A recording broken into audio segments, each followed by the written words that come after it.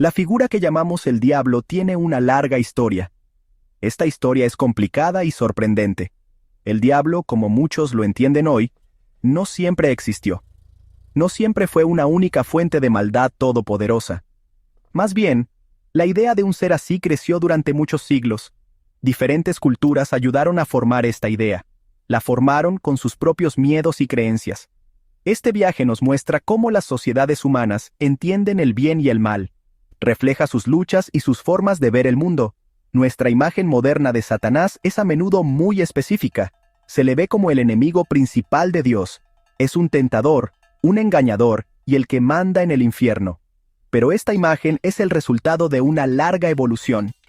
Los pueblos antiguos tenían muchas formas de explicar el sufrimiento y el desorden. No siempre culpaban a un solo ser completamente malo.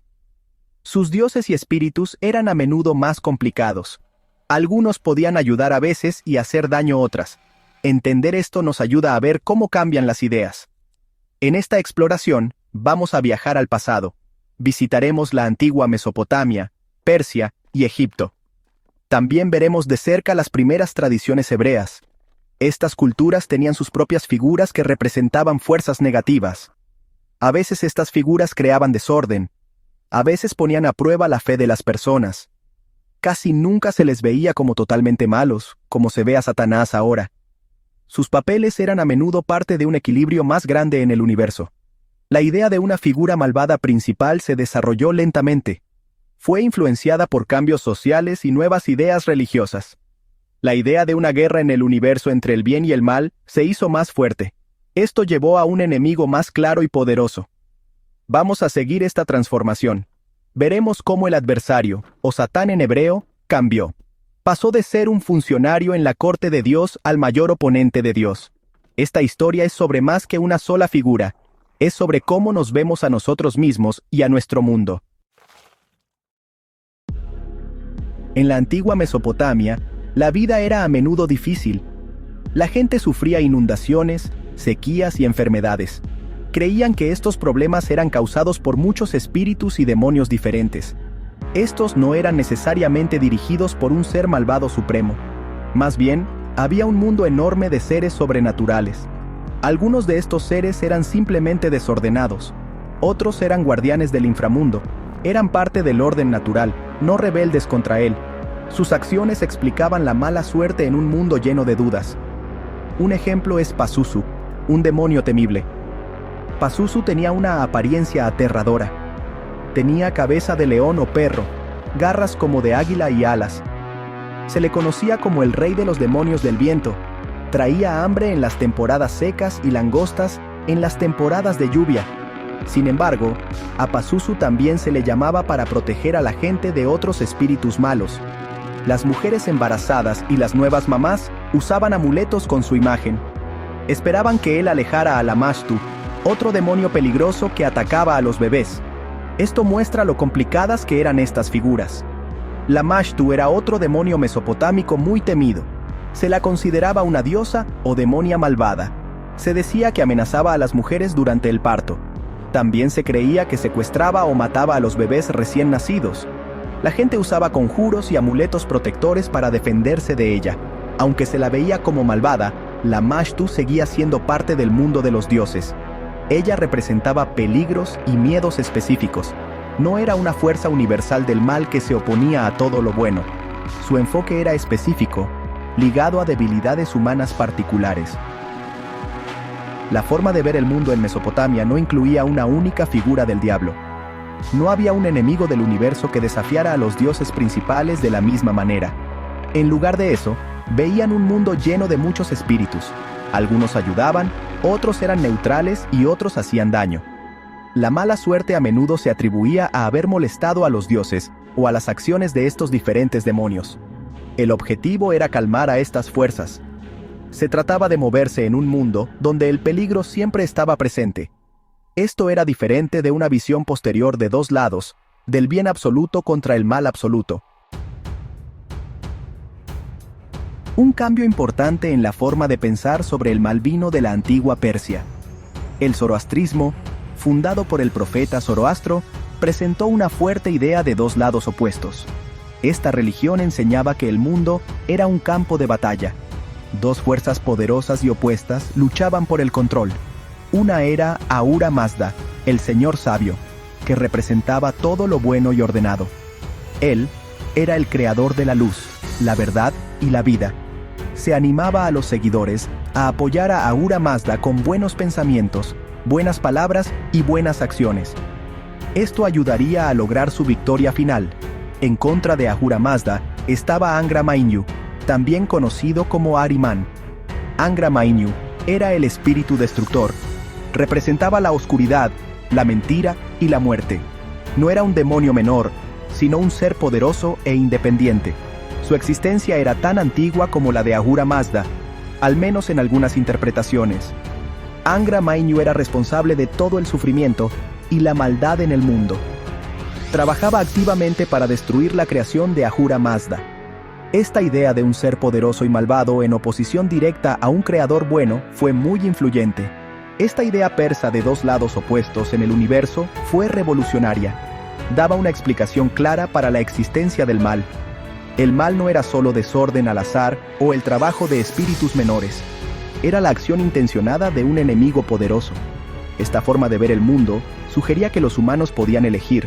Podían ponerse del lado de Ahura Mazda o caer en las garras de Angra Mainyu. Esta parte moral era muy fuerte. Ponía la responsabilidad en las personas de ayudar a que el bien ganara al mal con sus acciones y decisiones. El concepto zoroastriano de Angra Mainyu es un paso clave. Se acerca a la idea de una única fuente poderosa de maldad. Aunque no es idéntico al diablo cristiano posterior, Angra Mainyu comparte muchas características. Es una fuerza consciente y malvada. Se opone activamente al creador bueno. Esta idea se extendió e influyó en otras religiones, incluyendo el judaísmo y más tarde, el cristianismo. La clara división entre el bien y el mal, y la idea de una guerra continua en el universo, se convirtieron en temas poderosos en el pensamiento occidental. La religión del antiguo Egipto también tenía figuras que representaban el caos y la destrucción. El más importante era Apep, también conocido como Apophis. Apep era una serpiente gigante. Se creía que vivía en el Duat, el inframundo egipcio. Cada noche, mientras el dios Sol-Ra viajaba por el inframundo, Apep intentaba atacarlo. El objetivo de Apep era tragarse a Ra y hundir al mundo en una oscuridad eterna. Esto significaría el fin de Maat, el orden y la justicia del universo que los egipcios valoraban mucho. Apep era la representación del caos, o Isfet en egipcio. Era lo opuesto directo de Maat. Nunca se le adoró. Más bien, era un ser que debía ser vencido todos los días. Los sacerdotes hacían rituales para proteger a Ra y vencer a Apep. Estos rituales a menudo incluían hacer imágenes de Apep con cera o papiro. Estas imágenes luego eran maldecidas, atravesadas con lanzas y quemadas. Se pensaba que esto debilitaba mágicamente al verdadero Apep. La victoria diaria de Ra sobre Apep aseguraba que el sol saldría de nuevo. Aseguraba que el orden ganaría al caos. A diferencia de Angra Mainyu, Apep no era un dios creador rival. Era más bien una fuerza destructiva propia del universo. Representaba la amenaza constante del desorden. Su existencia explicaba por qué sucedían cosas malas. Explicaba por qué el mundo no siempre era perfecto. La lucha contra Apep era eterna. Era una parte fundamental del ciclo del universo. No era un ángel caído ni un dios rebelde. Era simplemente la negación del orden, una fuerza original de no creación que necesitaba ser controlada constantemente. Aunque Apep era un símbolo poderoso del mal, no era exactamente un diablo. No tentaba a los humanos a pecar de la misma manera. Su objetivo era interrumpir el orden del universo, no desviar a la humanidad. La preocupación egipcia era principalmente mantener Maat. Esto incluía la armonía social, la justicia y los rituales. Apep era una amenaza del universo para este orden. La lucha contra él era una batalla divina, con los humanos jugando un papel de apoyo a través de sus rituales. Esto es diferente de la lucha más personal y moral que a menudo se asocia con Satanás. En los primeros textos hebreos, la idea de un ser malvado supremo no está muy clara. La Biblia hebrea, o Tanaj, muestra a Dios, Yahvé, como el que manda. Él controla tanto los eventos buenos como los malos. Por ejemplo, en el libro de Isaías, Dios dice, Gap, tú ese. Yo formo la luz y creo la oscuridad, traigo la prosperidad y creo el desastre. Yo, el Señor, hago todas estas cosas. Esto sugiere una forma de ver el mundo donde el poder de Dios lo abarca todo. No hay un poder rival que realmente pueda desafiarlo. La mala suerte podría ser un castigo de Dios, o quizás una prueba. La palabra Satán aparece en la Biblia hebrea. Sin embargo, a menudo funciona como un nombre común, no como un nombre propio. Significa adversario o acusador. Un Satán podría ser un enemigo humano. También podría ser un ángel actuando de parte de Dios. En el libro de los Números, un ángel del Señor se interpone en el camino de Balaam como un adversario. Un Satán. Este ángel es claramente un mensajero de Dios. Está allí para evitar que Balaam haga algo malo. Este Satán no es una figura malvada, sino un agente de la voluntad de Dios.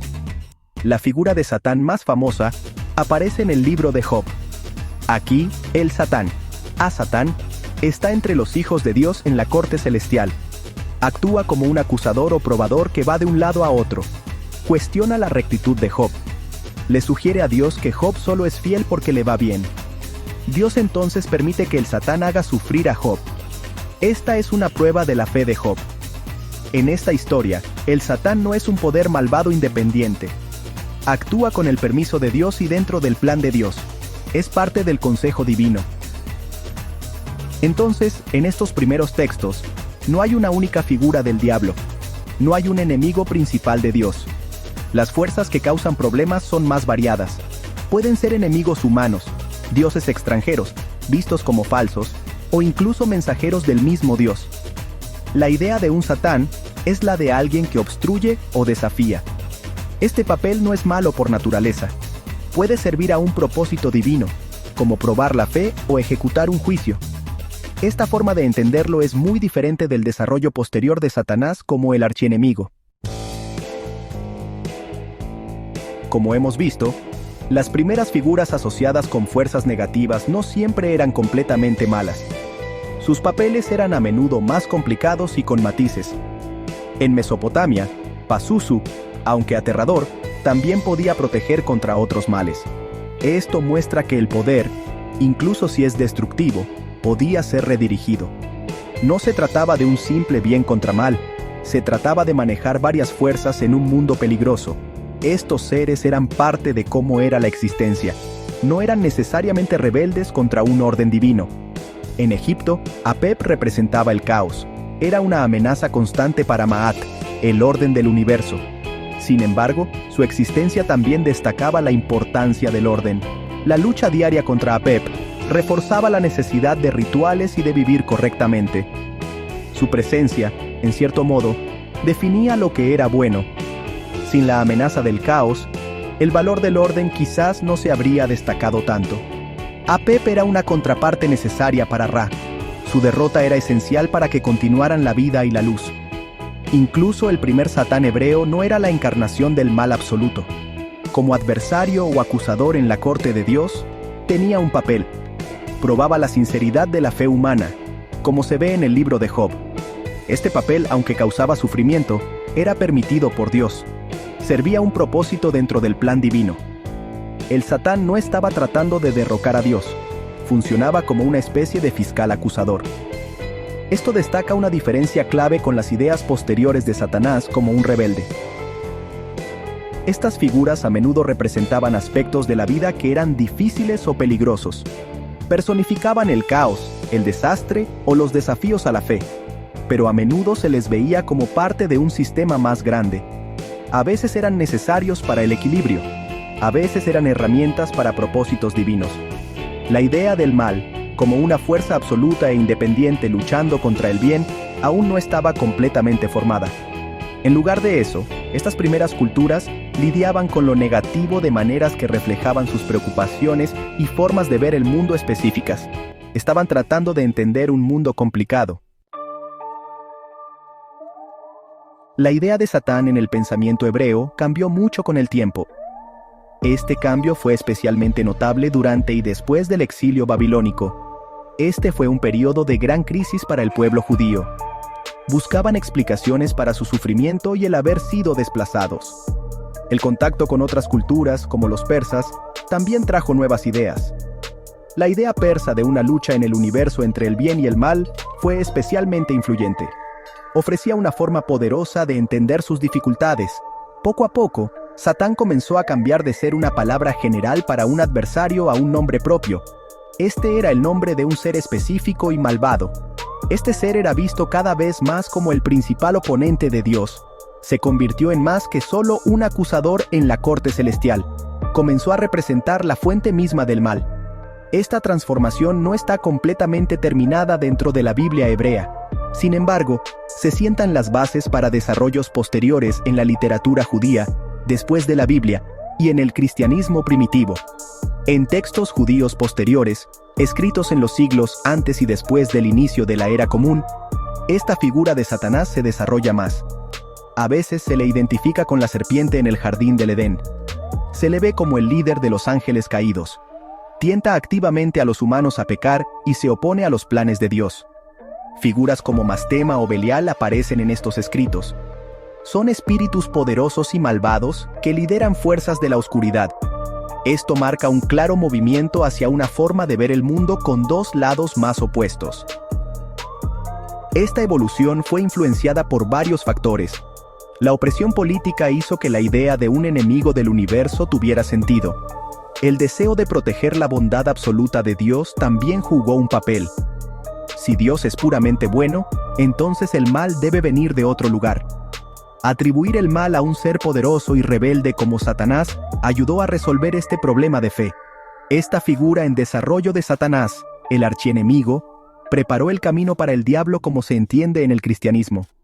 Se convirtió en el gran enemigo de Dios y de la humanidad.